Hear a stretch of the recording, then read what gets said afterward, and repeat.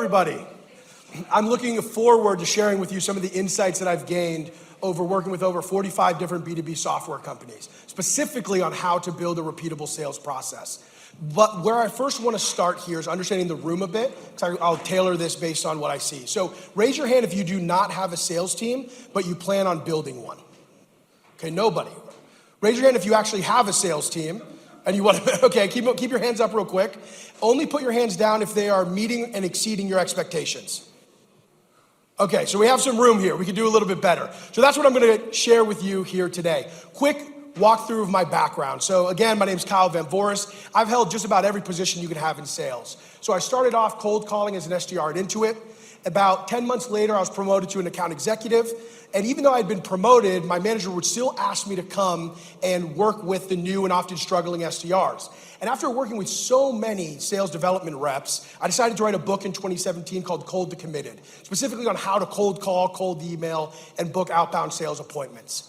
From there, I went and ran the SDR team at a technology company, a tech startup, financial tech, in San Francisco. Scaled that team from 3 people to 14, and we went from 120 million in assets under management to over $1 billion in 20 months. So that was incredible growth, but it was also my first time building a team. And for those of you who have a team, and if you've ever built a team before, you know it can be really challenging, right? And you learn a lot of things on the way. So I decided to try to repeat the success. I went to a large global supply chain software company running the inside sales team, and we 5x revenue in less than 2 years. So at that point, I was like, wow, I might actually be onto something here. So 3 years ago, I started a sales consulting company, and now we work with B2B software companies. We help them build a repeatable sales process, and we've worked with over 45 at this point. So where I want to start here with you is really over the next 20 minutes sharing how to plan out the team correctly. And even if you have a team, the plan is often where things broke. So I'm going to show you how to plan it out correctly. I'm going to show you how to build a repeatable sales process. We're going to get to that today too. And then finally, how to improve your team. So you have a team today. I'm going to show you exactly what you need to be looking at regularly so you can focus on the bottlenecks that are actually holding your team back. Does that sound fun? All right, I'm excited. So we're going to start with plan here. What a lot of organizations do is something that I call hire and hope. They hire sales reps, and then they cross their fingers, they hope that they work out. Raise your hand if you've done that before. Right? Everybody has. We all have. And here's the challenge with hire and hope. When things aren't working, you're not really sure why they're not working. But that might not be a big deal, right? We're all entrepreneurs, we're sharp. We'll just stop doing what doesn't work. It's frustrating, but we just won't do it anymore. The real problem is when things are working, you still don't know why. So how could you possibly repeat it? You can't. So I call the main challenges I see the 3 poisons. And this is why. See, I've worked with a lot of organizations that hired and hoped, and the outcomes there, what they try to do to solve it, is they might change the script around. Maybe you've done that. Every month is a different script. Or maybe they hire a sales trainer. This will be the secret. Oh, I'll buy this piece of sales technology. They told me it's gonna make them radically more efficient. Efficiency is not your problem, right? Now, all those things do help. There's stages where those help a lot. But what I find is the number one challenge is not really a script, a piece of software, the individual skill of a rep. It's one of these 3 things, one of the 3 poisons. The first one here, the reps don't know what they have to do to be successful. Number 2, leadership doesn't know how to use the data to make the team successful. And number 3, which sometimes is a result of the first 2, by the way, there's a culture where poor performance is tolerated. You need to avoid these at all costs. I'm going to show you how. Because what happens when you have this kind of environment in your sales team, it creates what I call the fragile sales team. It's kind of like building a house of cards. You might get it to stand up. It might even look good. But at a certain point, something unforeseen will happen and the whole thing will collapse. You want to avoid that, by the way. And to do that, we create what I call the anti-fragile sales team. An anti-fragile sales team doesn't collapse when it encounters a challenge. It improves. And if you do this over and over and over again, month over month, quarter over quarter, your sales team will be unrecognizable from what it was a year ago to what it is today. And I'm going to give you the resources you need to be able to do this in this talk. So So it's a lot to cover, but we're gonna do it. So there's 2 steps we're gonna be following today. Step number 1, we're gonna model your ideal state. What does the perfect sales team look like on paper? On paper. Because then step number 2, we're gonna measure what matters. So that way we can replicate what's on paper in the real world, right? Has anybody here had the experience where you built a spreadsheet and then it didn't really go the way the spreadsheet said? Yeah, of course, right, we all have. Now, yeah, no, not in your life. Good, I'm glad somebody here is perfect. Let's trade mics. Okay, so I'm gonna walk you through exactly how to prevent that from happening. All right, we're gonna go into the build phase here. So let me ask a question here. This is a controversial question. Is sales a numbers game? Raise your hand if you believe sales is about quantity. More activity, let's close deals, quantity. Nobody here. A little bit, okay, good being honest. By the way, I lean a little bit more to this one, by the way. I'll explain why in a minute. How many of you believe it's all about quality?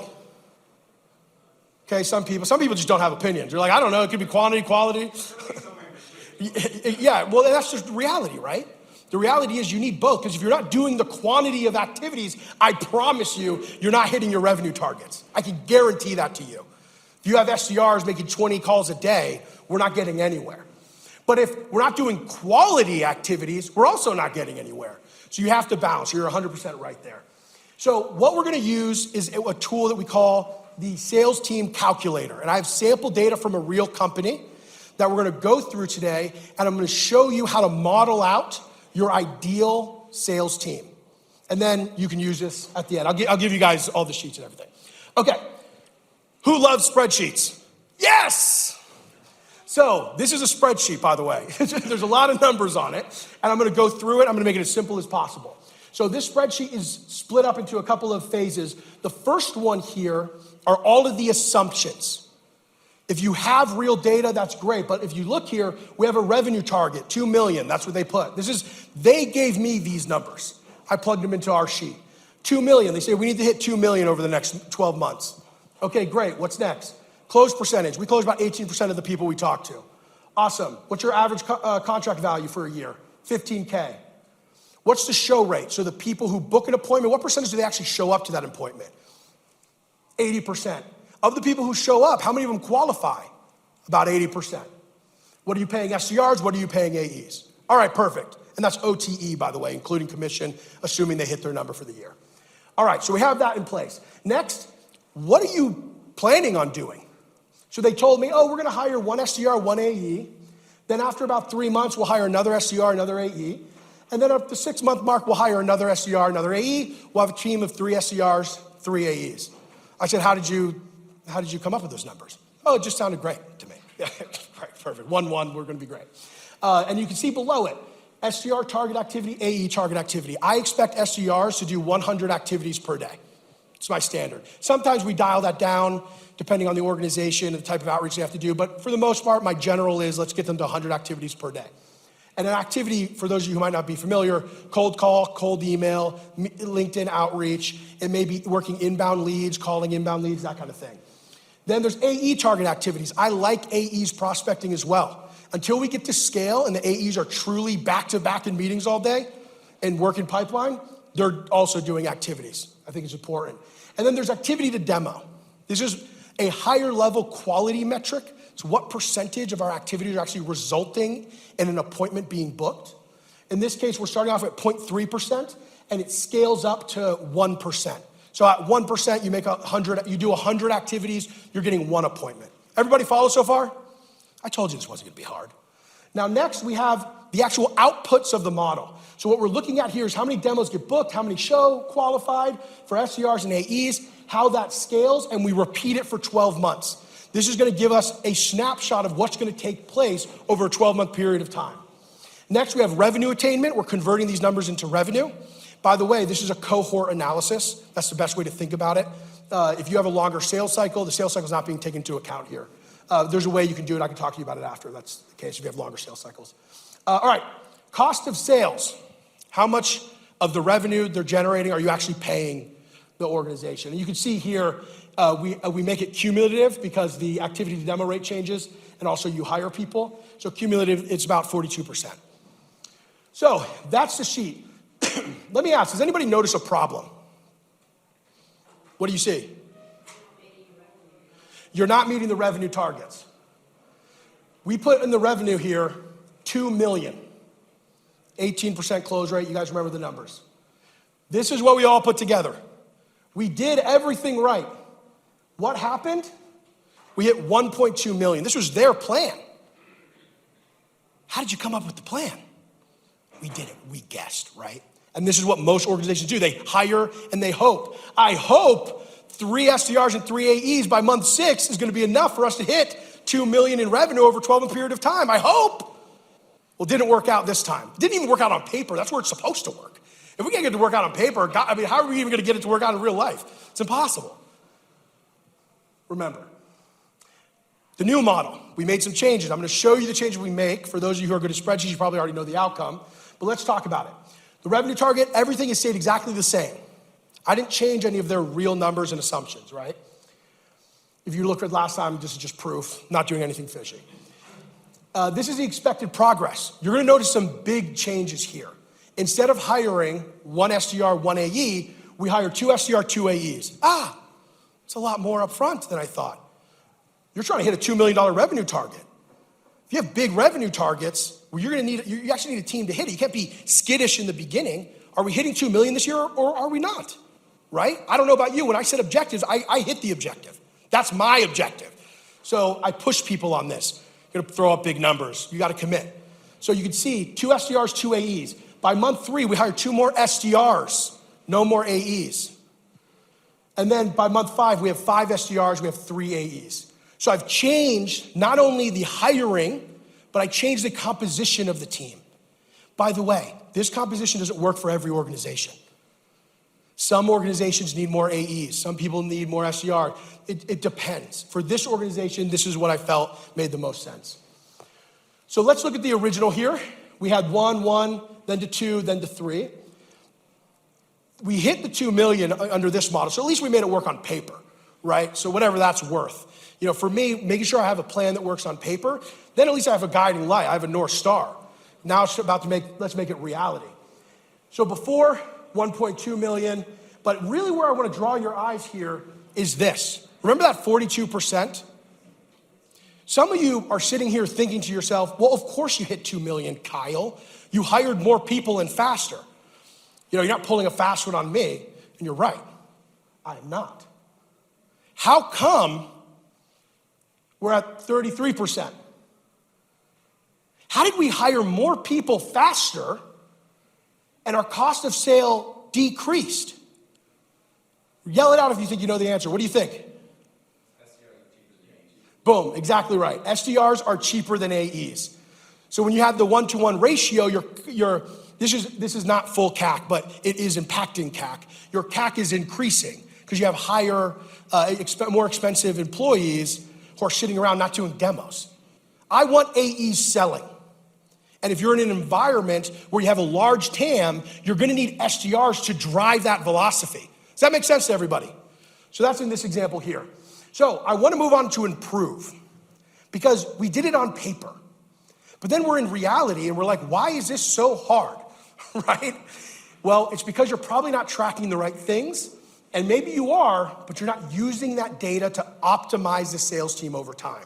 And that's what I'm gonna show you how to do here. It's a tool that I call the Sales Metrics Analyzer. I'll give you this too. It has filled in sample data here that we're gonna walk through, but it's blank, and I recommend people do this once a month, once a quarter, depending on your sales cycle. And it's gonna give you a clear view of what's happening in your sales organization, where are the actual bottlenecks, so that way you can get really focused on solving the bottlenecks that are actually hurting you from being able to hit your revenue targets. So I'm gonna go through top to bottom here. We have activities. Those lead to engagements. Activities, calls, emails, LinkedIn. Engagements, pick up the phone. Who picked up the phone? Who replied to an email? Who replied to me on LinkedIn? Engagements. Then we have appointments. Of the people who we engaged with, how many of them actually booked an appointment? From here, in between, we have the percentages. So 10% of activities turn to engagements, 3.1% of engagements turn to appointments. After appointments, we have deal stage 1 and deal stage 2. So you can see here, 76% of appointments make it to deal stage 1, 46% of deal stage 1s go to deal stage 2, and then 67% of deal stage 2 goes to deal stage 3. You repeat that for however many deal stages you have. If you have fewer deal stages, you might not be doing something right. It might not accurately reflect your sales process unless you are a very transactional sale. If you have too many deal stages, it might also not be right. If you find your sales rep skipping stages in your deal stages, that means you probably have too many stages and they're not relevant. So you want to try to get this as well worked out as you can. And then finally, what percentage of deal stage 3 goes to deal stage, or to close 1? Everybody follow so far? Cool, not rocket science. It's sales. Where would you focus? This is a question for you. These are all of the numbers, right? We went activities, engagements, appointments, deal stage 1, deal stage 2, deal stage 3, and then close 1. Look at all of the percentages in between. Yell out where you would focus. Engagement to appointment? Yeah. Okay, great. What else? You would do engagement to appointments? Activities to engagements. What did you say? Activities. Just more activities? Okay, I love that. What else we got? Deal stage 1s. What about it? Major difference between the conversion rate deal stage 1 and deal stage 2. You got it. There's a big drop off. So let me paint this picture for you because I think everybody here is right. The question is, where do you prioritize? So 5,500 activities, is that enough? It might be, it might not be. The engagements to appointments, 3.1%, that's pretty low. We don't convert many people who engage with us. What is that a function of, you think? What was that? Are they ready to buy? Are they ready to buy? It could be. You know what else it could be? It could be the distribution of activity types. What if you're sending a whole bunch of emails, it's driving up your engagement because they're replying that they're not interested? What do you got?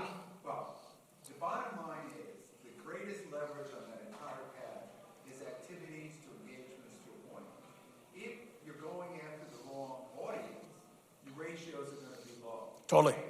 If you really work hard to make, even if 5,500 turns into 1,000, but if it's really great audience, you're going to get high numbers and it's going to automatically jack up the rest. So it starts with the top number. Who is your audience? Totally. And how you're talking to them.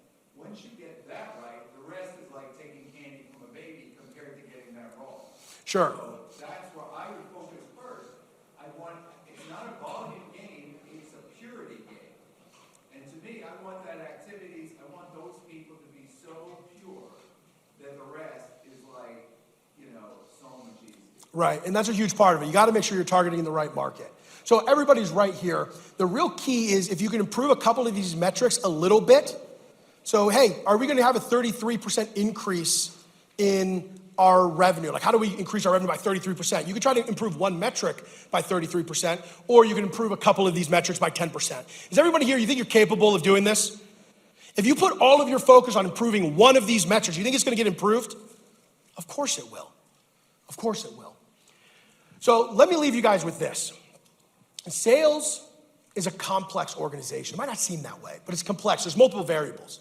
Your salespeople have to talk to prospects, understand their challenges. They have to gain their trust. They have to position your product or service as a true solution to the challenge and ask for their money. Meanwhile, leadership's putting a ton of pressure to hit aggressive revenue targets. You have prospects pushing out appointments, totally ghosting you. It's tough. There's always going to be excuses with salespeople. A pandemic, if you remember that one. A hurricane in Florida, anyone remember that one? Oh, my internal champion left. The deal's dead. There are always going to be challenges. What you must do is create a team that improves in spite of these challenges, not a team that's broken by them. And if there's one thing I hope you walk away from our conversation with, it's this. Measure everything that matters. Know exactly what your team has to do in order to be excellent. And most importantly, know what excellence looks like at your organization and expect nothing less. Build an anti-fragile sales team. And here's what I'm gonna ask you to do next so you guys can get all of these resources. Can you all pull out your phone real quick? Everyone pull out your phone. And I want you to open up your camera. You're gonna get a picture of me. It's gonna be one of the best pictures you've ever taken in your life. I'm waiting. I got dolled up for you. And what we're gonna do is, I had stuff, but we don't need stuff. Scan the QR code here, and there's a button you're gonna click, and you're gonna be able to download the tools that I gave you. There's video walkthroughs on how to do it. If you have any questions at all, just shoot me an email. I'm more than happy to help. And actually do the work, which, by the way, most people won't do. And that's why you're gonna be different. Thank you so much, everybody.